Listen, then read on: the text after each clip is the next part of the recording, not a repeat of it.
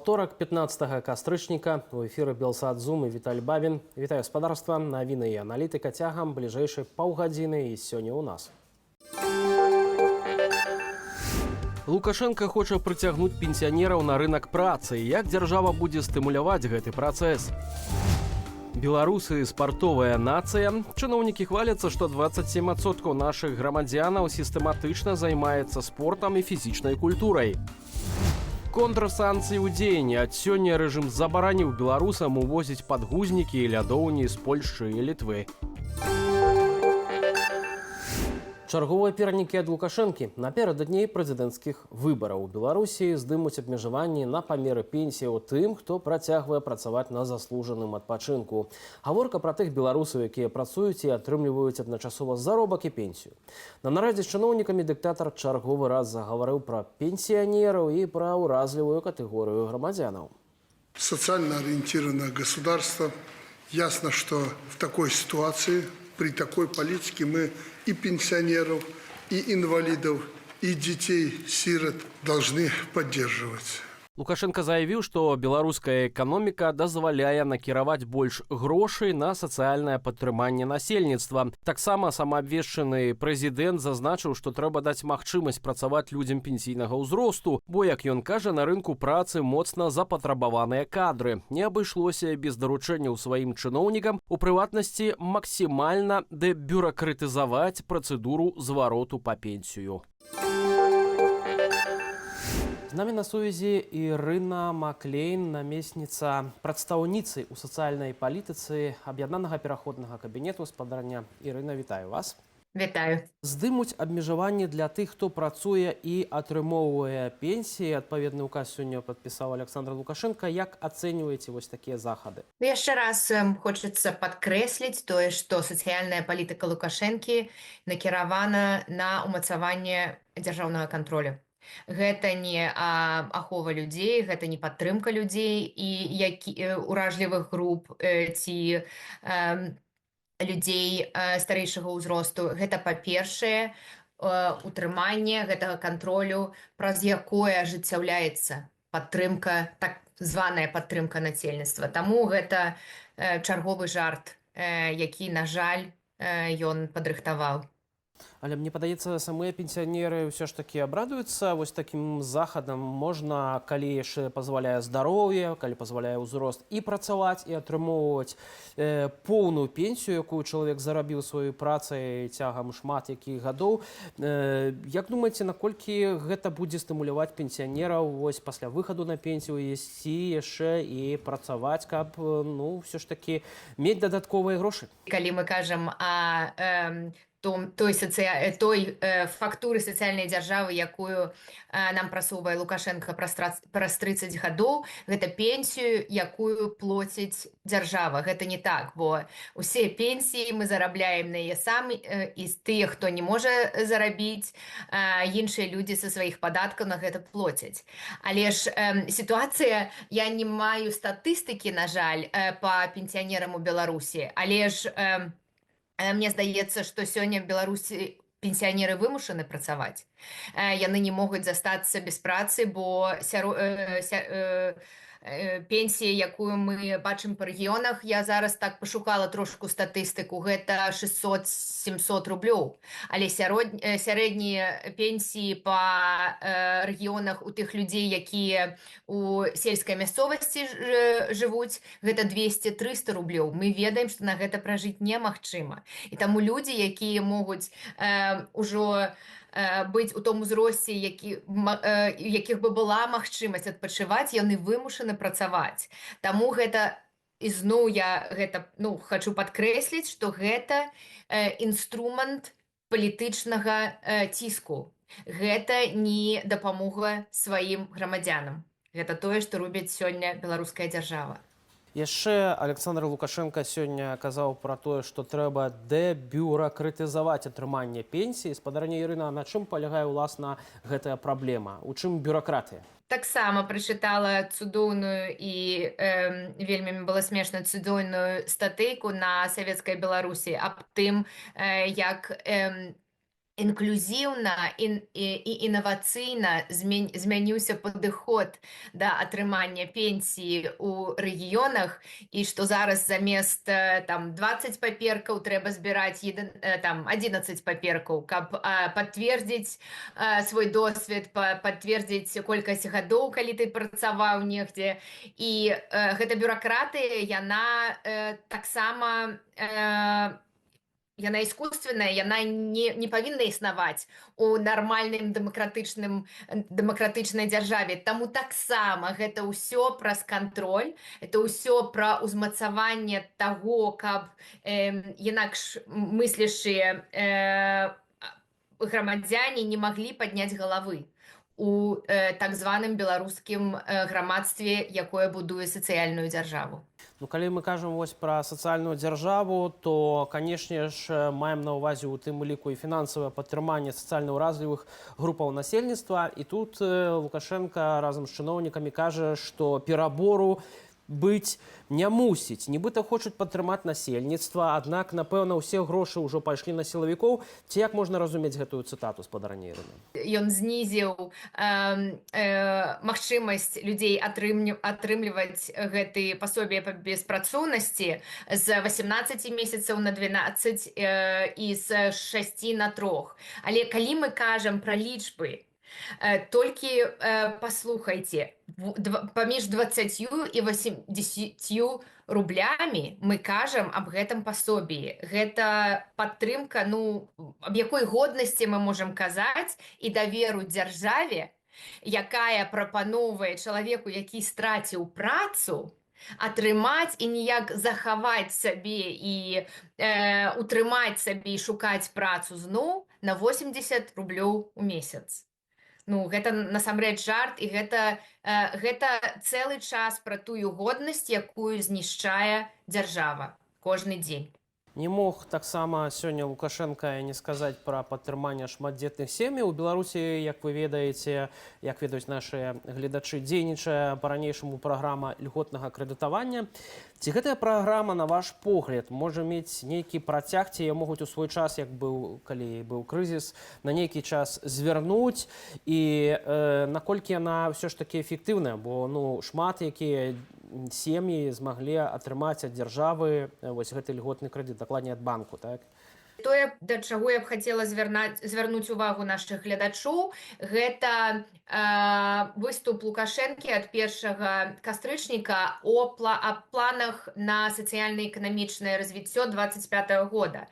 І ён кажа, што ён будзе ўстрымліваць інфляцыю, гэта будзе дзяржаўная праграма здзержвання цэн і здзержвання інфляцыі. Як дзяржаўная эканоміка, якая кіруецца і маніпулюецца дзяржавай, будаўніцкі сектар не можа развівацца ў гэтых прасторах. Зразумела. Дзякую вам вялікі за гэтую размову. Дзякуй. Я ўпэўнены, што Пуцін прымае ўсе важныя рашэнні асабіста. Я мяркую, што ён даў дазвол на ажыццяўленне гэтай атакі супраць мяне і Юліі. Такую публічную заяву упершыню пасля атручвання навічком зрабіў былы расійскі выведнік Сергей Скрыпаль. У Вялікай Брытаніі праходзяць слуханні аб атручванні людзей у Солсбері ў 2018 годзе. Іншыя навіны дня ў нашым аглядзе.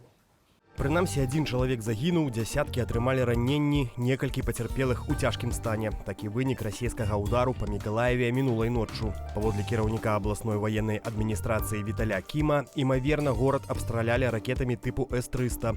У адным з жылых раёнаў пашкоджаны рэстаранны комплекс і гандлёвыя павільёны, а таксама прыватныя дамы і аўтамабілі. Збліжэнне Расіі і Паўночнай Карэі. Уладзімір Пуцін унёс у Дзярждуму законапраект аб ратыфікацыі пагаднення аб усебаковым стратэгічным партнёрстве з КНДР. У тэксце дамовы ёсць пункт аб ваеннай дапамозе ў выпадку ўзброенага нападу на адзін з бакоў. Фактычна гэта азначае стварэнне ваеннага альянсу. Тым часам Паўночная Карэя падрывала на сваім баку адрэзкі аўтадарог, якія вядуць у Паўднёвую Карэю. Паводле генштабу КНДР гэта зроблена дзеля далейшай надзейнай абароны бяспекі дзяржавы. У Беларусі змянілі тэрмін уручэння позвы на вайсковыя зборы. Цяпер вайсковаабавязаных, якіх прызываюць на вайсковыя і спецыяльныя зборы, трэба апавясціць не пазней, чым за тыдзень да іх пачатку. Раней гэты тэрмін складаў 10 дзён. Таксама да 17 гадоў павысілі ўзрост, пры якім са згоды ваенкамату можна будзе афармляць дазвол на пастаяннае пражыванне за межамі Беларусі. Не ўсе футбалісты зборнай Беларусі могуць атрымаць візы на гасцявы матч Лігі нацыяў са зборнай Паўночнай Ірландыі, які мае адбыцца 15 лістапада. Паводле МУС Вялікай Брытаніі, цытата, «не можам пацвердзіць, ці будзе адмоўлена ў візе ўсім членам зборнай». А ўжо сёння ўвечары ў межах 4-го туру Лігі нацыяў наша каманда, нечаканы лідар сваёй групы, правядзе сустрэчу з камандай Люксембургу. Пачатак а 21:45. Развіццё масавага спорту ў Беларусі ідзе дынамічна. Такая заява прагучала ад намесніка міністра спорту і турызму Александра Бараулі. Паводле чыноўніка, ў нашай краіне амаль 2,5 мільёны чалавек сістэматычна займаюцца фізкультурай і спортам.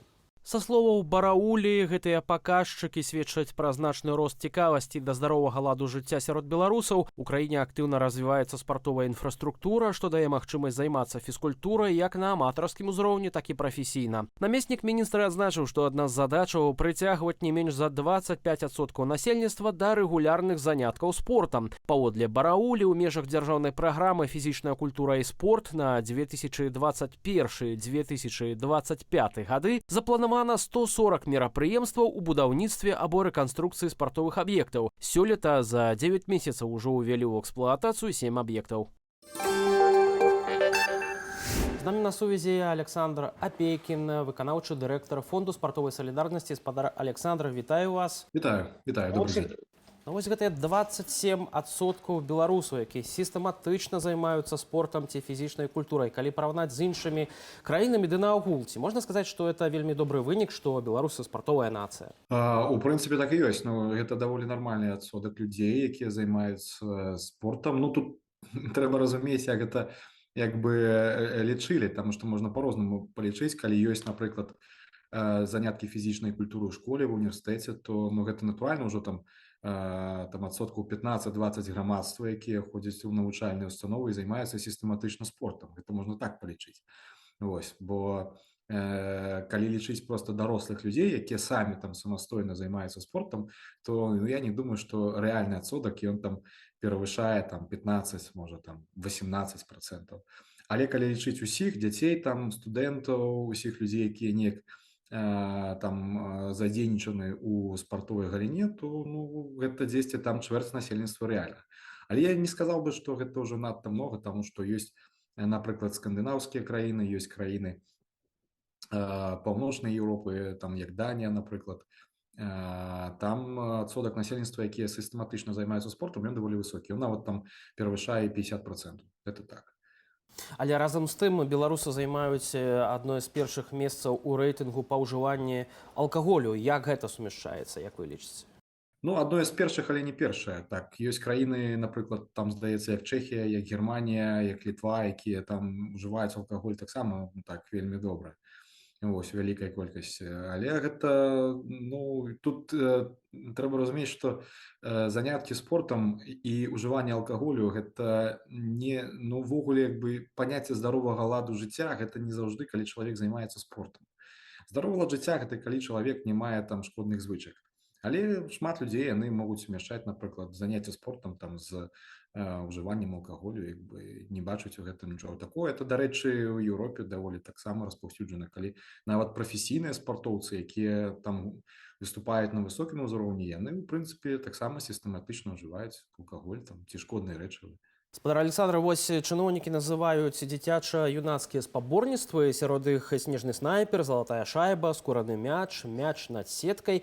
Яны карыстаюцца папулярнасці сярод маленькіх беларусаў? Такой, як бы гэта сказаць, камерцыйнай папулярнасці, натуральна, няма, але добра, што гэтыя спаборніцтвы ўвогуле праводзяцца, таму што, у прынцыпе, прафесійны спорт, ён пачынаецца толькі з масавага спорту. Дарэчы, што, напэўна, многія не разумеюць, у Беларусі дзейнічае праграма па развіцці менавіта масавага спорту, але не па развіцці прафесійнага спорту. Тут няма гэтага пераходу з масавасці да якасці. Вось чаму, што прафесійны спорт гэта ўжо такая справа не зусім дзяржаўная. Вось масавы спорт гэта пытанне дзяржаўнае, гэта пытанне сацыяльнай адказнасці дзяржавы. А непасрэдна там уже прафесійны спорт гэта ўжо як бы такая больш камерцыйная галіна, гэта ўжо больш такі прыватны сектар. Вось таму многія гэта не разумеюць, яны думаюць, што чамусьці як бы развіццё спорту у Беларусі вось на тым узроўню, на якім яно ёсць, яно, дарэчы, не на самым ужо там кепскім узроўні, просто з-за санкцый, натуральна, мы зараз не можам як бы бачыць рэальны ўзровень беларускіх атлетаў. Хаця вось калі там гаварыць пра алімпіяду, то ну, калі браць колькасць удзельнікаў на алімпійскіх гульнях у нейтральным статусе ад Беларусі і колькасць медалёў, то ну, гэта даволі нармальны паказчык у прынцыпе. Вось, але чамусьці як бы выміраюць развіццё спорту ў Беларусі толькі па некалькіх відах спорта. Гэта памылковае ўяўленне. Бо вось, напрыклад, футбол, ён як бы там ці стан футболу, ці стан, напрыклад, баскетболу, волейболу, ён як бы асацыюецца з агульным узроўнем спорту ў Беларусі. Але гэта не так. Калі мы возьмем іншыя віды спорту, напрыклад, біятлон, батут, гімнастыка, хакей, там гандбол ты ж самы, там даволі нармальныя паказчыкі, там ёсць сапраўды ў нас спартоўцы высокага міжнароднага ўзроўню. Таму так я б не стаў ужо зусім так крытычна ставіцца да гэтага пытання. Натуральна, ёсць што паляпшаць, ёсць што ўдасканальваць, ёсць што развіваць заўжды, але ну, не на такім усё кепскім узроўні, як некаторыя уяўляюць. Калі кажам вось пра гэтыя масавыя віды спорту, увогуле пра гэтую праграму, то ўлады плануюць будаваць новыя аб'екты альбо рэканструаваць іх. Вось цягам 2021-2025 гадоў 140 аб'ектаў за 9 месяцаў гэтага году узвялі 7 новых спартовых аб'ектаў. На ваш погляд, наколькі гэтыя амбітныя планы ўвогуле будуць рэалізаваны? Я думаю, яны будуць рэалізаваны. У прынцыпе, калі казаць, то ў Беларусі няма вось такіх прыкладаў нерэалізаваных спартыўных аб'ектаў ці там нейкіх даўгабудаў, як кажуць. Там, у прынцыпе, усе аб'екты, якія пачыналіся, яны, у прынцыпе, уводзіліся ў эксплуатацыю. А лёдовыя палацы, напрыклад, у Светлагорску, хоць ён быў і ўведзены, то потым зачыняўся, закрываўся зноўку на рамонт. І ёсць прыклады, калі, напрыклад, лёдовыя палацы некаторыя ўвогуле не ўвялі ў эксплуатацыю. Ну, это не такі вялікі адсотак, это не з'яўляецца такой уже глобальнай праблемай. Да? Калі мы кажам, напрыклад, пра Мінск там, ці пра іншыя гарады, там, у прынцыпе, функцыянуе спартыўная інфраструктура. Яна якраз такі выконвае сацыяльную функцыю. Гэта і ледовы палац у Оршы, гэта і ледовы палац у Баранавічах. Ну, яны выконваюць сацыяльную функцыю. У Беларусі, у прынцыпе, у Мінску, калі паглядзець, там, што апошнія будавалі, гэта палац спорту Уручча, гэта дом гандболу здаецца, там у раёне Каменнай Горкі. Гэта, дарэчы, вось хутка будуць уведзены ў эксплуатацыю і нацыянальны стадыён, і нацыянальны басейн, водны комплекс, які пабудаваны за кошт кітайскіх інвестыцый. Но гэта дадатковая даволі моцная інфраструктура. Увогуле, калі казаць пра інфраструктуру спартовую ў Беларусі, то гэта інфраструктура, якая дазваляе паўнавартасна праводзіць алімпійскія мерапрыемствы. Ну, реально по инфраструктуре Беларусь может провести частку Олимпиады. Всю Олимпиаду не проведзе, але частку Олимпиады может прыняць.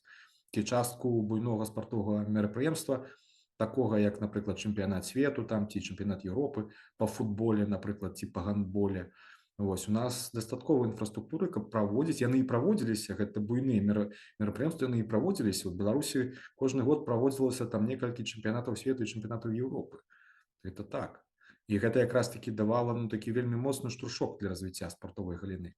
Адсюль у Беларусі і з'явілася даволі шмат спартыўных экспертаў, рэальна спартыўных менеджераў добрага ўзроўню, узровень якіх нават вышэйшы там за еўрапейскі. Вось, таму што былі вось гэтыя мерапрыемствы, былі еўрапейскія гульні, якія таксама там стварылі шэраг моцных такіх спецыялістаў, нарадзілі шэраг моцных спецыялістаў. Але калі мы кажам вось пра гэты колькасны падыход, бо ёсць новае вызначэнне ад Міністэрства спорту і турызму, колькі спартовых аб'ектаў мусіць быць у кожным раёне. І вось, да прыкладу, калі ў горадзе жывуць ад 40 да 80 тысяч чалавек, то тут мусіць быць як мінімум 2 установы аднаго тыпу спартовыя, калі ад 80 да 100 тысяч, ну там 3 і гэтак далей. Вось гэты колькасны падыход, на ваш погляд, ці ён сапраўды эфектыўны, ці ён сапраўды можа павысіць зацікаўленасць беларусаў у фізічнай культуры і ў спорце? Ну, ён якраз таки, магчыма, не зусім гнуткі, таму што ну трэба разумець, трэба рэальна глядзець па месцы, ці запатрабавана тая ці іншая інфраструктура, і гэта не залежыць там ад колькасці насельніцтва там, да? Рэальна бывае такое, што нават у невялічкім нейкім мястэчку там гэта інфраструктура запатрабаваная. А бываюць месцы, дзе там, напрыклад, лёдовы палац там ці нейкая пляцоўка новая, яны не запатрабаваныя. Вось адзінае, што на што я ўжо там некалькі разоў звяртаў увагу, што рэальна, што варта было б змяніць, гэта ўсё ж такі не ўкладацца ў пабудову такіх буйных аб'ектаў, як лядовыя палацы, а ўкладацца ўсё ж такі пабудову такіх невялікіх пляцовак гульнявых, там, да, ну, вулічных там ці невялікіх такіх коробак, дзе проста гульнявая пляцоўка, і ты можаш там кошт гэтай пляцоўкі там ад 1,5 там до 3 мільёнаў еўра, і ты можаш ужо ў гэтай пляцоўцы там развіваць і валейбол, і міні-футбол, і гандбол, і баскетбол, гэта такія мультыфункцыянальныя комплексы. Вось. Але ў Беларусі ёсць такі перакос, тое, што ўкладаецца ў пабудову такіх буйных аб'ектаў, якія каштуюць там, напрыклад, 50, там 40-50 мільёнаў еўра. Ну, ўжо за гэтыя грошы ж варта пабудаваць 20 невялікіх там коробачак у рэгіёнах, дарэчы, калі казаць пра спорт. То ў рэгіёнах якраз таки такая коробка, яна з'яўляецца такім цэнтрам сацыяльнага жыцця. Вось у невялічкіх мястэчках, там, дзе насельніцтва там ад 5 там, до 10 тысяч чалавек, то натуральна вось такія пляцоўкі гэта тое, што збірае людзей на выходныя, гэта тое, куды ходзяць дзеткі там, да, дзе ну, адбываецца нейкае сацыяльнае жыццё. Вось гэта сапраўды гэта быў бы ну, даволі слушны накірунак. І вось якраз такі ў зайных відах спорта гэта дало б рэальна сур'ёзны штуршок. Бо мы бачым такія краіны невялікія, напрыклад, як Славенія. Ну гэта ўвогуле выдатны прыклад. Краіна з невялікай колькасцю насельніцтва, але з ну, вельмі высокімі вынікамі ў гульнявых відах спорта. Бо славенцы прадстаўлены фактычна на ўсіх турнірах па большасці гульнявых відаў спорту. Баскетбол, хакей, гандбол, футбол, волейбол, ну гэта круто, хаця насельніцтва краіны там 2,5 мільёны чалавек. І вось нам не трэба браць прыклад там, напрыклад, з Германіі там ці з Іспаніі, нам трэба браць прыклад з былых краін вось гэтага сацыялістычнага лагеру, якія змаглі рэальна рэалізаваць спартовую рэформу. Тая ж самая Венгрія, это таксама вельмі добры прыклад. І яны якраз такі ішлі па шляху вось такіх даступных танных майданчыкаў, такіх вось пляцовачак. Вось. І гэта для Беларусі, магчыма, таксама быў бы варыянт развіцця, не ўкладацца ўжо зусім там у буйную інфраструктуру, хаця яна таксама патрэбна, але зараз рабіць акцэнт больш на такія даступныя пляцоўкі. Спадар Александр, дзякуй вялікі за гэтую размову. Дзякуй вам. Ад сёння ў Беларусі ўступілі ў сілу новыя санкцыі ў дачыненні так званых несяброўскіх краінаў. Гэтыя захады ўвялі ў адказ на міжнароднае абмежаванне, накладзенае на беларускі рэжым. Санкцыі датычаць шэрагу краінаў, якія, на думку афіцыйнага Менску, вядуць варожую палітыку ў дачыненні Беларусі. Адпаведную пастанову падпісаў прэм'ер-міністр Роман Галоўчынка. У спіс тавараў, забароненых для ўвозу з Польшчы, Літвы, Латвіі, Эстоніі і Чэхіі, трапілі, напрыклад, торбы і валізкі, шпалеры, лядоўні, пральныя машыны, падгузнікі і іншае. Сваім меркаваннем наконт так званых санкцыяў афіцыйнага Менску ў дачыненні несяброўскіх краінаў з намі падзяліліся намеснік кіраўніка Народнага антыкрызіснага ўпраўлення Артём Брухан і бізнэсовец Александр Кнурович. Вось гэтыя контрсанкцыі, які прымае рэжым па сваёй сутнасці, гэта не тое, каб толькі адказ на санкцыі. У першую чаргу гэта спроба дэманізаваць еўрапейскія санкцыі, то бок тыя прадукты, тая прадукцыя, якая б'е па простых беларусах, сапраўды, якую завозілі беларусы, на яе санкцыі накладаюцца рэжымам Лукашэнкі, а не еўрапейскімі партнёрамі. Але на ўнутраны рынок, на ўнутраную аўдыторыю прапагандысты з усіх, прабачце, уцягоў кажуць пра тое, што вось санкцыі перашкаджаюць простаму народу, б'юць па простаму народу, і нават яны кажуць, вось хочуць давесці нас да голаду. Але харчовых санкцыяў, дарэчы, Еўрапейскі Саюз не ўводзіў, у адрозненні ад рэжыму Лукашэнкі. У контрсанкцыі ёсць прадукцыя харчовая. Вось пра што размова. То бок не трэба перакладаць з больной галавы на здаровую. Ведаеце, яны ж так хітра падыходзяць да ўсяго. Яны спрабуюць забіць два зайца разам. То бок дэманізаваць санкцыі і абараніць свой унутраны рынок, то бок каб людзі куплялі не замежнае, а куплялі тое, што прадукуецца ў Беларусі, але не прадаецца, таму што не запатрабавана, таму што якасць больш нізкая. Ну вось у гэтым, так бы мовіць, і сэнс. Таму нават на секонд-хенд, вось гэтыя знакамітыя санкцыі на секонд-хенд еўрапейскі, весь спачатку быў на секонд-хенд введзены контрсанкцыі, а потым уже Еўрапейскі Саюз прыняў рашэнне забараніць секонд-хенд правозіць. З майго пункту гледжання гэта, канешне, такія рытуальныя танцы, Таму што калі паглядзець, напрыклад, на тыя самыя ледоўні, то зараз Атлант прайграе ў першую чаргу самы галоўны для сябе не беларускі, а расійскі рынок. Ён і на беларускам таксама прайграе ў першую чаргу расійскім, кітайскім, турэцкім і карэйскім брэндам. Гэта ніяк не брэнды з захаднай Еўропы.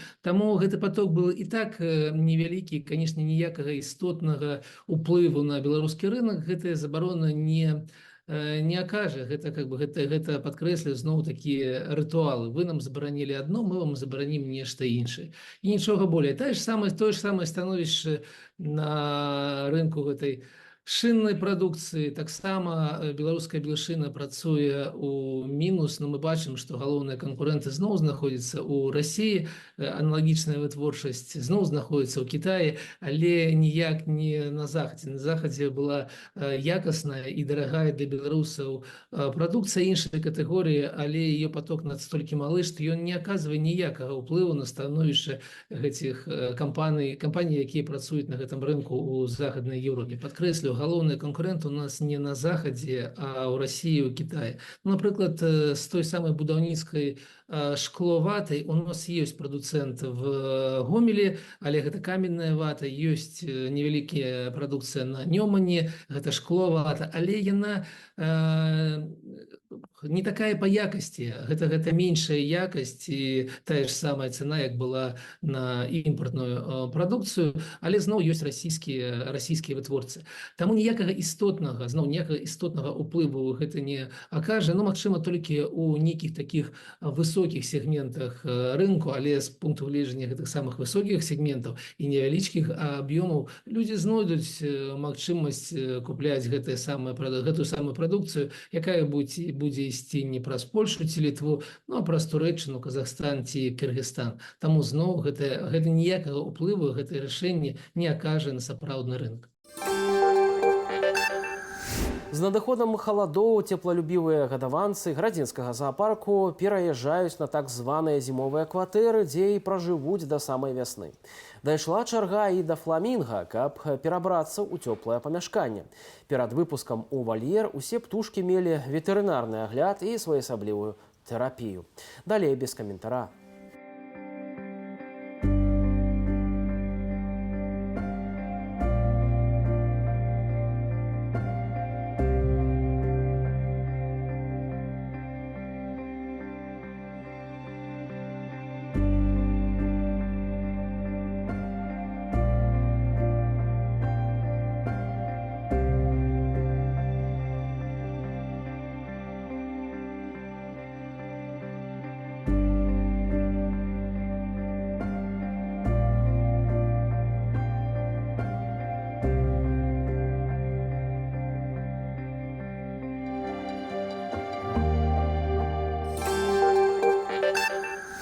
Яшчэ больш навінаў у нашых сацыяльных сетках, зазірайце туды часцей. Я ж з вамі развітваюся, зычу спадарству добрага вечара.